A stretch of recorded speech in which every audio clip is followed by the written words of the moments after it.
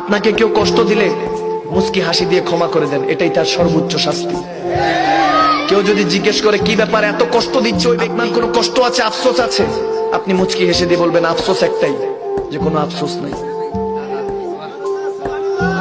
মসজিদের ওই পালকি খানা আসবে সবার দ্বারে, সবার জানা।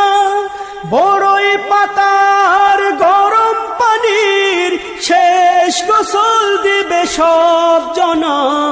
গোসল শেষে সাদা কাফুনি চির বিদায় দিবে হে মনা। গোসল শেষে সাদা কাফুনি চির বিদায় দিবে হে মনা। কবরের আযাব কত কঠিন সইতে আমি পারিব না। মৃত্যু